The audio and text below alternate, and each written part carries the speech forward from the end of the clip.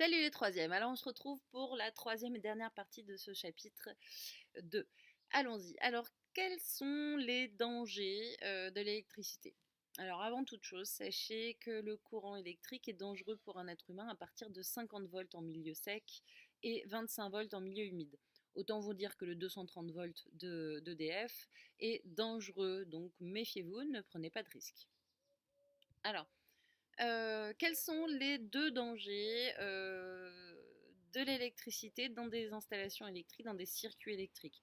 Tout d'abord, on peut parler de la surintensité. La surintensité, c'est quand on va brancher trop de choses sur une prise ou trop de choses sur une multiprise. Ici, j'ai une multiprise, j'ai ma petite fiche signalétique qui est derrière et on m'indique qu'elle fonctionne euh, à 2500 watts, 230 volts et pour 16 ampères. Donc ça, ce sont des informations nominales, ce sont les informations, c'est les indications électriques pour le bon fonctionnement de mon appareil, en l'occurrence de cette multiprise. Si sur cette multiprise, je branche un radiateur de 2000 watts, un micro-ondes de 1000 watts et une lampe de 30 watts, je vais me retrouver avec 3030 watts. Je serais bien au-dessus des 2500 watts préconisés par ma fiche signalétique. Et donc là, j'ai un danger. Ce danger provoque un échauffement et peut aller jusqu'à l'incendie. La deuxième risque dans un circuit électrique ou dans une installation électrique, c'est le court-circuit. Le court-circuit, c'est quand le générateur va se retrouver tout seul en boucle avec lui dans une maille. Il va y avoir le générateur et le courant qui va passer dans des fils de connexion, mais qui va revenir au générateur sans traverser aucun dipôle récepteur. Là aussi, il va y avoir une surchauffe jusqu'à incendie. Alors, dans la vie de tous les jours, c'est par exemple, il y a différentes causes, mais en tout cas des fils qui sont abîmés d'une lampe, d'un chargeur. Euh, les fils ici sont abîmés, du coup ils vont sortir un peu puis ils vont se toucher. Ce qui veut dire que mon courant électrique ne va plus aller jusqu'à la lampe. Si les deux fils se touchent, ils vont faire un circuit plus court par là, pas directement avec le générateur, et dans ce cas-là il peut y avoir une surchauffe et un incendie. Je vous ai refait un petit circuit ici pour vous montrer. Vous avez donc dans la maille principale le générateur avec une lampe.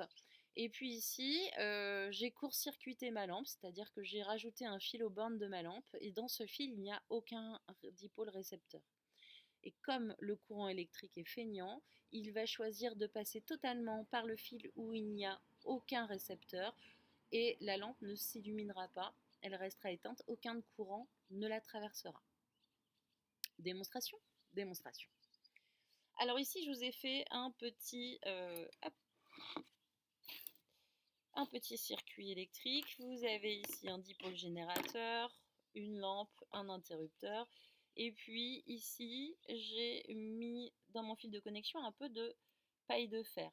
Cette paille de fer, c'est un métal, donc c'est conducteur. Donc si je ferme mon interrupteur, mon ampoule s'illumine correctement. Donc je vais court-circuiter cette lampe. Je vais rajouter un fil de connexion aux bornes de ma lampe. Donc comme je vous l'ai dit précédemment, le courant électrique va plutôt passer par ici, par ce fil de connexion, et ne passera plus par la lampe. Donc ma lampe ne s'illuminera pas. Et on va pouvoir visualiser la surintensité au niveau de notre paille de fer qui va se mettre à brûler. C'est parti.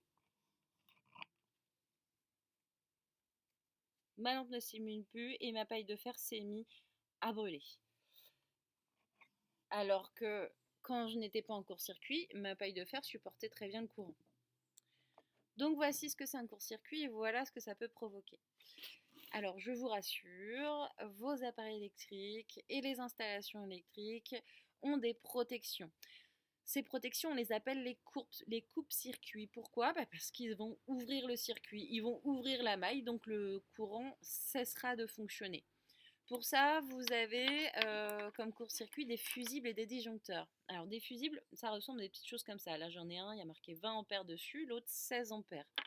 Ces fusibles, ça c'est le symbole normalisé, hein, mais ces fusibles à l'intérieur, vous avez un petit fil à l'intérieur où le courant traverse.